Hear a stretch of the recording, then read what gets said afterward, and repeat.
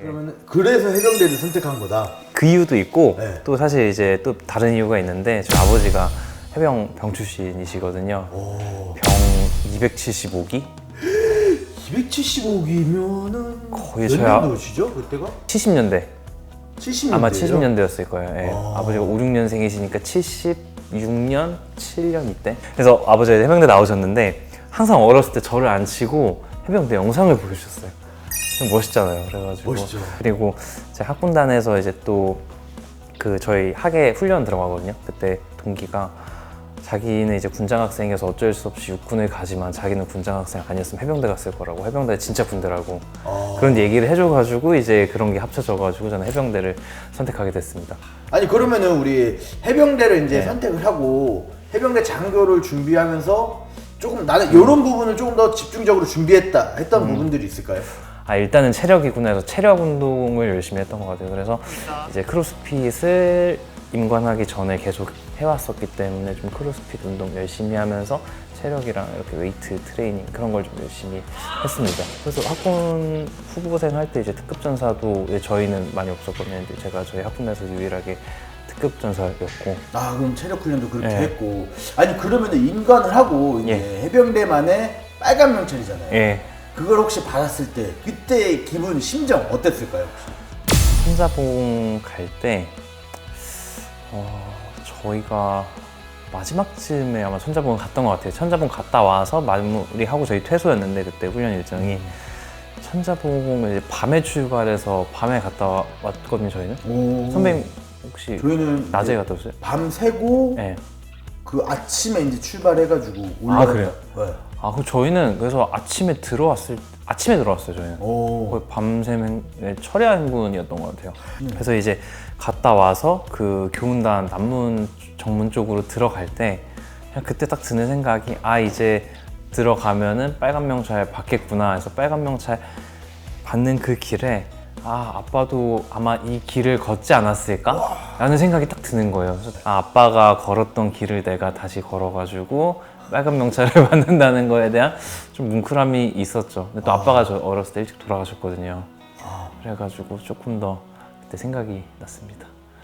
저도 이제 장교로 임관을 하고 이 소위 계급장을 달고 처음 소대원들을 이렇게 만나는 그 순간이 아직도 잊혀지지가 않는데 뭐라 그럴까?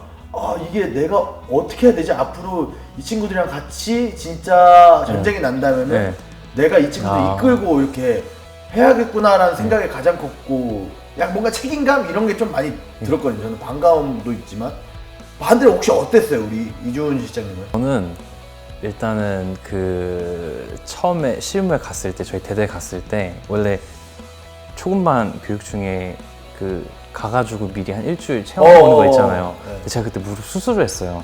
그래서 그때 대대를 못 갔고 이제 초급반 끝나고 상초반도 끝나고 사단 OJT 끝나고 대대 간 게 저는 처음이었던 거예요.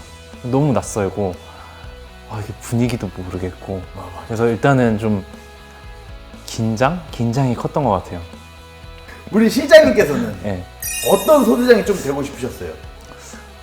저는 그래서 뭔가 FM보다는 좀 형 같은 소대장을 하고 싶었어요. 이제 제가 갔던 해병대 2사단은 제가 갔을 때 저희 대대가 예비대여가지고 이제 교육 훈련하고 부대 관리하고 이게 중점이었는데 훈련하다가 얘네가 다치면 안 된다라는 생각이 컸고 그래서 항상 훈련할 때도 얘네 안 다치는 거를 항상 생각을 했고 부대 관리할 때도 제가 실무에 처음 왔는데 해병대는 뭐 그런 부조리가 심하다더라 혹은 기수 문화 때문에 뭐 허봉제가 있다더라 이런 얘기를 들었으니까 좀 막 전입해 온 그 신병들이 힘들지 않을까 해서 걔네 면담 같은 것도 되게 신경 많이 썼던 것 같아요. 약간 형 같은 소대장. 그래서 얘네랑 친해지려고 하고 더 얘기 많이 하려고 하고 그리고 제가 처음에 갔을 때 제가 봤던 첫 기수가 가장 선임 기수가 1216기였거든요. 이제 걔는 6일 있다가 전역하는 애였어요. 그런 친구 꼭 있어. 한 명씩 그러니까. 있어. 근데 얘도 그래도 제 소대원인데 그래도 마지막 가기 전에 또 독담이라도 좀 해주고 사회 그동안 고생했다, 사회 나가서 응원한다 이런 얘기를 해주고 싶은 거예요. 그래서 선임 기수부터 면담을 이제 했어요. 부서놓고 근데 걔는 이제 막 귀찮으니까 쓰레빠 질질 끌고 왔죠. 그 언배를 해가지고 소대장을 만나는데 쓰레빠를 끌고 왔나요? 이제 6일 있으면 나가는데 얘기를 했는데 그래서 얘기가 재밌게 했어요. 그래서 너는 이제 뭐 할 거니 뭐 했더니 또 그런 얘기를 하면서 막 저기 가정사도 얘기하고 막 하는 거예요. 그죠. 네. 그리고 그 다음 기수는 이제 한 달 있다 나가려였는데 또 그 중에 저희 쭈개라 그러잖아요. 조리병이었거든요. 그래서 걔는 얼굴을 못 본 거예요. 마지막 날에 얼굴을 봤나? 왜? 아침에 밥하러 나가가지고 그 밥 안 하죠. 가서 자고 있겠죠 어디선가.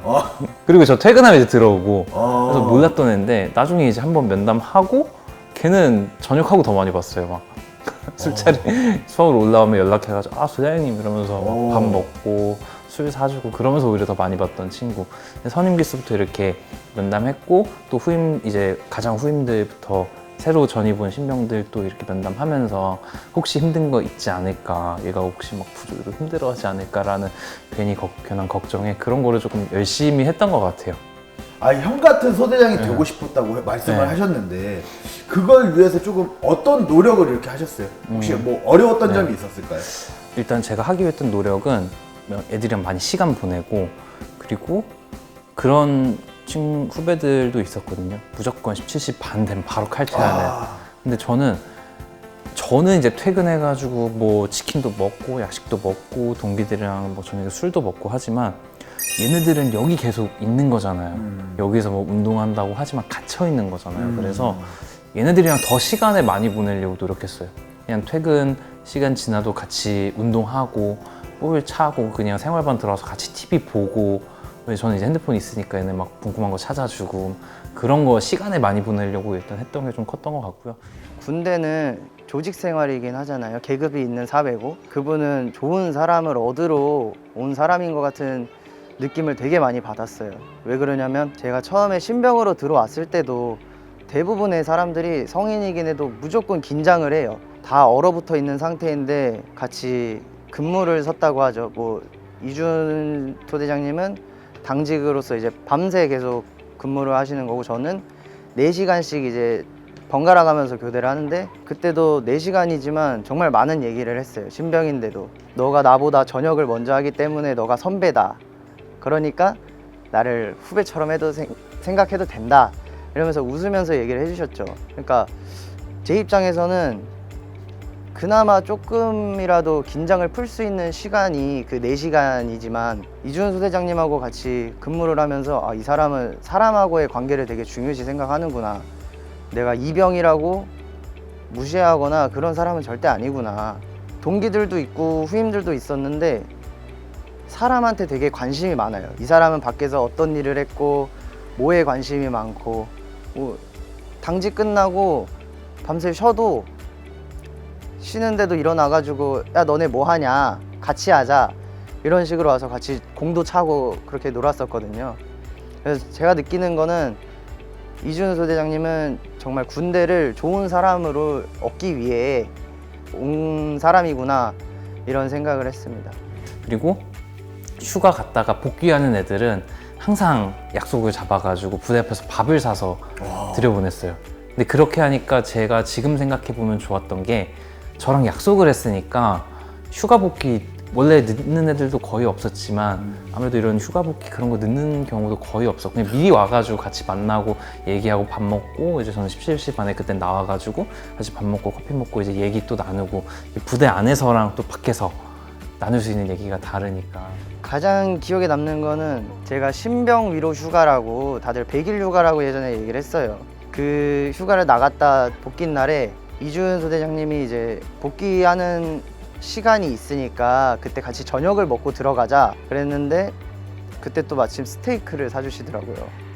근데 저는 소대장으로서 그런 건 솔직히 쉽지 않다고 생각을 해요. 그러니까 이게 사람을 되게 중요시한다고 아까 말씀드린 것처럼 이런 거에서 제가 생각했을 때 묻어나는 부분이거든요. 사람을 이제 소중하게 생각을 하고 그래서 스테이크 먹으면서 이런저런 얘기했던 기억은 제가 평생 잊지 못할 것 같습니다. 저는 그런 거를 좀 했던 것 같아요. 네. 너무 멋있는 소장님. 네. 이게 진짜로 근데 약간 그 부대마다 이제 좀 특징이 다 다른 것 같아요. 네. 1사단, 2사단, 네. 영평도, 백령도 이렇게 있지만 저 같은 경우는 이런 걸 못 하거든요. 그쵸. 우리 못하고 들어와야 되기 때문에 예. 전날 도파대에 있어야 되니까. 맞아요. 예. 와 그래가지고 너무 좋았던 네. 그런 소재장이 아니었을까 이런 생각을 하는데 그걸 그러면 하기 위해서 약간 조금 어려웠던 점이 있었어요? 생각해보면 개인 시간이 없어지는 게 어려웠을 수도 있는데 근데 그때는 그게 문제라고 생각을 안 했어요. 왜냐면 제가 여기를 부대 관리 잘 하고 얘네가 얘네를 안 다친 상태로 무사히 전역을 시켜야 사실 군인의 목적은 국방, 나라를 지키는 거고 나라가 결국 국민이잖아요. 그럼 국민인데 얘네가 전역을 하면은 얘네는 제가 지켜야 될 대상이거든요. 제가 부리는 소대원이 아니라 결국에 몇 달 있다가 혹은 1년 있다가 길면은 2년 있다가 전역하고 내가 지켜야 할 국민인데 오히려 좀 잘 섬겨야 된다라는 생각도 가지고 있었던 것 같고 그렇기 때문에 부대 관리 쪽에 그렇게 좀 신경을 썼고 물론 훈련을 할 때 뭐 얘네를 모시고 훈련을 했던 건 아니지만 그렇게 훈련과 이제 뭐 생활할 때는 좀 나눠가지고 그렇게 부대 운영을 했던 것 같습니다. 그럼 반대로 이렇게 지금 형 같은 네. 소대장이 돼야겠다라는 생각으로 말씀하셨고 반대로 그럼 이런 소대장은 되지 말아야지 하는 게 있었을까요? 저희 중대장님이 그렇게 항상 말씀하셨어요. 이제 상급부대에서 지시가 내려오잖아요. 예를 들어 훈련해 하면은 예를 들어 대대장님이 중대장님께 지시를 해요. 뭘 해. 근데 중대가 되게 힘들 거예요. 그걸로. 그럼 중대장님이 야 뭐 대대장님이 하래. 이런 거 하지 말라고 항상 강조를 하셨거든요. 그러면 중대장님도 소대장들한테 지시를 할 때 항상 그거를 강조를 하셨어요. 중대장이 뭘 지시를 했어. 소대장이 소대원들한테 가가지고 이게 어떤 임무고 왜 해야 되고 이런 걸 다 설명을 해줘야지 야 중대장이 하래 나도 하기 싫어 이런 거 하지 말라고 항상 강조를 하셨는데 진짜 좀 앵무새 같은 소대장 되면 안 되겠다 라는 생각을 항상 했었고요. 어떤 불합리한 상황이 있지만 우리 대원들은 이끌고 나가서 이제 최고의 퍼포먼스를 내는 거 그게 좀 리더지 않나. 그래서 저는 그런 이제 소대장이 되고 싶었죠. 네. 아니 이게 진짜 이 초급 간부가 갖춰야 할 그런 모습이 아닐까 싶습니다. 기본적인 모습. 그런 와중에서도 소대장 생활하면서 약간 요건 좀 실수했다. 요건 지금 생각해도 약간 창피하다. 이런 것들이 있었을까요? 딱 가장 창피한 건 사실 그때 말 길게 한 거. 소대원들 앞에서 말 길게 한 거. 뭐라고 했냐면 대학교 때 철없을 때 생각 없을 때 이제 내 이름을 각인시켜주는 게 중요하다고 생각을 해서 설마 선배 혹시 이름 설명할 때 어떻게 해? 나도 자기소개할 때 그냥 어떻게 하세요? 박경호입니다 뭐 이런. 역시 그냥 딱 박경호 하면 모두 아니까. 아니 뭐 아니라 그냥 이름을 그런 사람도 있어요. 뭐 어떤 사람이요? 뭐 예를 들어 나 같은 걸로 좀 약간 비유하자면은 뭐 경호원을 꿈꾸는 안에서 경호하고 밖에서 경호하는 박경호입니다. 뭐 요런 느낌? 약간 요렇게 말하는 사람들이 있어. 자기 이름을 어필하려고. 약간 그런 느낌이었어. 한 거예요. 세상에. 너무 창피하고. 어떻게 했는데 한번 그때? 말 못해. 한번 보여줘. 제 이름이 주은이거든요. 근데 이제 교회 이름이에요. 그래서 주님의 은혜다 이렇게 해서 얘기를 했는데 지금 너무 창피한 것 같아요. 거기선 그랬으면 안 되는데 교회에서 할 법한 자기소개를. 소대장이 내 이름은 주님의 은혜 주은이다. 뭐야? 오케이 그것도 그런 실수야. 또 다른 실수. 그리고 한 번은 그런 애가 있었어요. 1220법인데 무릎이 아프대요. 기수도 다 기억을 하네요. 그쵸. 무릎이 너무 아프대요. 자기는 처음에 왔을 때부터 이렇게 면담면서 빗밥을 까는 거야. 저는 무릎이 아파가지고 막 이런 것도 못하고 저런 것도 못하고 그랬던 거예요. 근데 저는 진짜 무릎 아픈 줄 알고 야 너 그래 무릎 관리 잘 해가지고 잘 전역해야지. 근데 또 꿈이 주짓수 선수예요. 무릎이 아픈데. 그리고 휴가 때 이제 자기 휴가 때 가서 누구 막 여자 만나야 된다고 살 빼야 된다고 구보를 해요. 무릎 아픈데. 근데 훈련 때는 무릎 아파서 훈련 못 하는 거예요. 그래서 걔는 제가 왔을 때까지 그때가 상병 그때였는데 단 한 번도 행군을 해본 적이 없는 거예요. 본인 스스로 구보는 뛰면서 행군은 안 하고. 그래가지고 다 싫어했어요. 그리고 이제 그때는 좀 짬이 차니까 별명이 빨래반장이었거든요. 훈련 끝나면 애들 막 빨래 거 많잖아요. 그래서 세탁기 와가지고 막 짚고 먼저 하고 막 지가 애들 야 막 너 이렇게 막 그랬던 애예요. 그래서 후임들이 되게 싫어했어요. 그래서 그때는 이제 사격 주간 해가지고 저희가 그 사격장 가서 수경하면서 일주일 내내 사격을 하는 데인데 또 아예 대대가 거기로 전체 옮겨가지고 하니까 경계도 서야 되는데 애들 막 하루 종일 사격하기 힘드니까 야 너 한 거 또 무릎 아파서 사격 못 하겠다고 하네요. 아 진짜로? 그러니까 야 너 가가지고 단문부장 해가지고 근무하고 와 이랬더니 자기 막 무릎 아파서 허리 아파서 못 하겠다고 그러는데 너무 이제 그때 화가 열받지. 났죠. 예, 열받아가지고 막 하니까 저도 이제 제 그 감정, 그러니까 욱한 거죠 순간. 그래서 화를 냈는데 그때 걔가 저한테 했던 말이 아 소대님 근데 왜 이렇게 감정적으로 화를 내십니까 이러는 거예요. 아 근데 제가 요즘 말대로 이거네 네, 그래가지고 근데 저는 그때 했을 때 더 뭐 이 새끼야 이러면서 화를 낸 게 아니라 아차 싶었죠. 아 내가 소대원들한테 내 감정도 주체를 못하고 화를 냈다라는 거에 되게 그게 창피했어요. 그 이후로 아 내가 얘네들한테 화를 내는 거는 약간 대원들 긴장시키기 위해서 의도적으로 화를 내는 척, 그러니까 화를 내는 척을 할 수는 있겠지만 아, 내 감정에 이게 휩싸여가지고 감정을 주체 못하고 화내는 건 진짜 하면 안 되겠다. 근데 이건 군 생활뿐만 아니라 제 인생을 통틀어서 되게 후회하는 순간 중에 하나인 것 같아요. 네, 그런 실수를 한 적이 한 번 있어요.